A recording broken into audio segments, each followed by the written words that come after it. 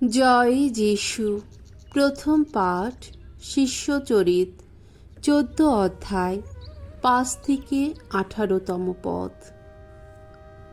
লিকাউনীয়দের কাছে পলের শিক্ষাবাণী। তারা যেন তাদের সব অসার দেবতা বর্জন করে জীবনময় ঈশ্বরকে বরণ করে নেয়।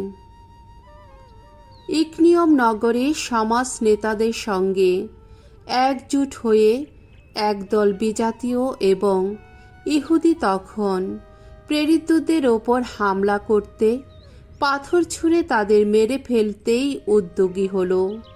সেই কথা জানতে পেরে তারা লিকাউনিয়া প্রদেশের লিস্তা ও দেরবা নগরে ও তার কাছাকাছি অঞ্চলে গিয়ে আশ্রয় নিতে লাগলেন। সেখানেও তারা মঙ্গল সমাচার প্রচার করতে লাগলেন।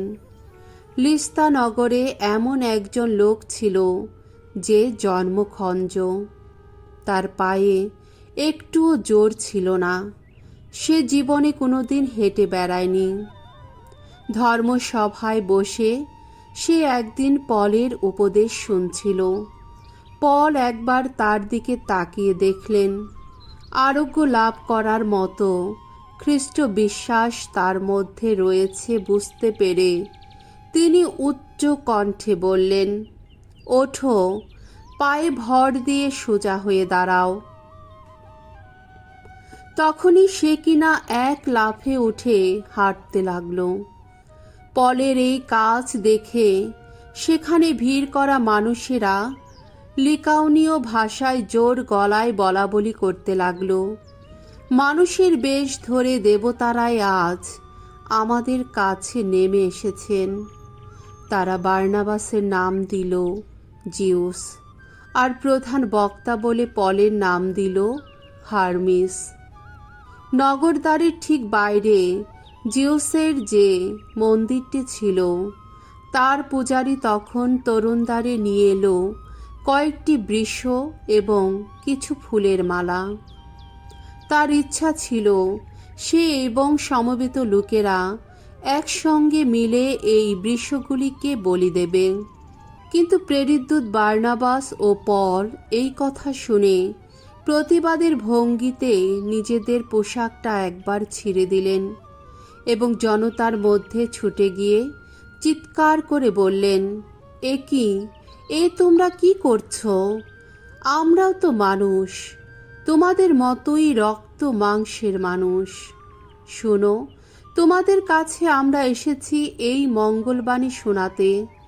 তোমরা ওইসব অসার বস্তু বর্জন করে অন্তর থেকে বরণ করে নাও সেই জীবনময় ঈশ্বরকে, যিনি আকাশ, পৃথিবী ও সমুদ্র এবং এই আকাশ, পৃথিবী ও সমুদ্রের মধ্যে যা কিছু রয়েছে সমস্তই সৃষ্টি করেছেন।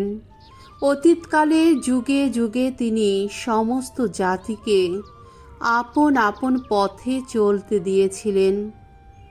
অবশ্য তিনি যে তখন নিজের অস্তিত্বের কোনো প্রমাণ দেননি তা নয়।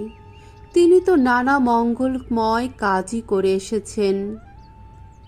সেই তখন থেকে তিনি তো আকাশ থেকে বৃষ্টি বর্ষণ করে ঋতুতে ঋতুতে তোমাদের ফসল জুগিয়ে এসেছেন, আর খাদ্য দিয়ে, আনন্দ দিয়ে তিনি তোমাদের মন প্রাণ ভরিয়েও তুলেছেন।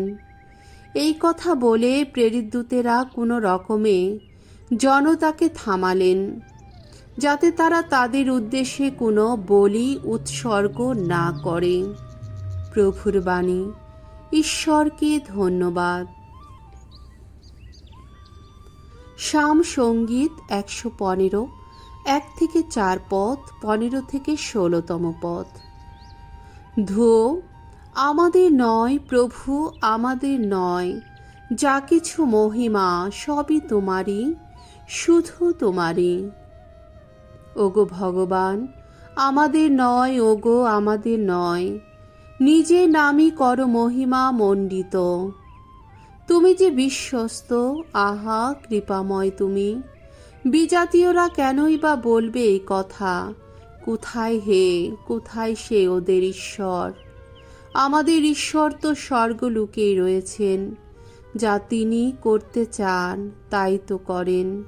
ওদের যত দেব মূর্তি সবই তো নিতান্তই সোনা আর রূপোর জিনিস, সবই তো মানুষের হাত দিয়ে গড়া। স্বর্গ ও মর্তের স্রষ্টা ভগবান তোমাদের আশীর্বাদ করুন।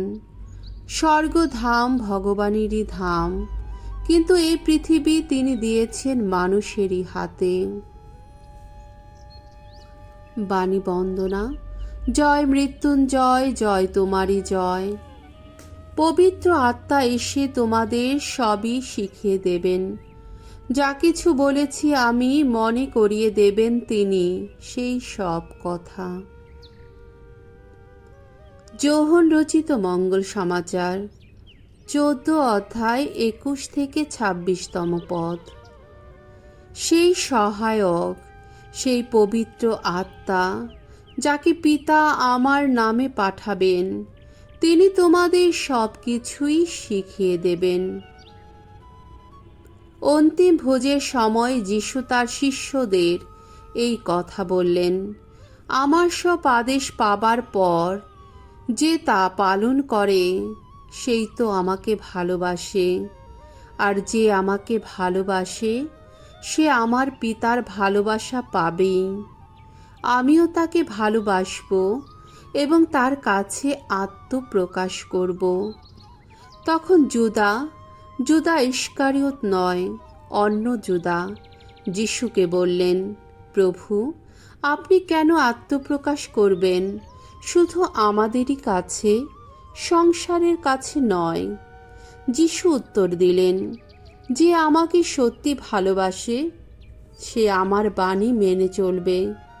তাহলে আমার পিতা তাকে ভালোবাসবেন এবং আমার পিতা ও আমি তার কাছে আসব ও তার সঙ্গেই বাস করব। যে আমাকে ভালোবাসে না সে আমার বাণী মেনেও চলবে না।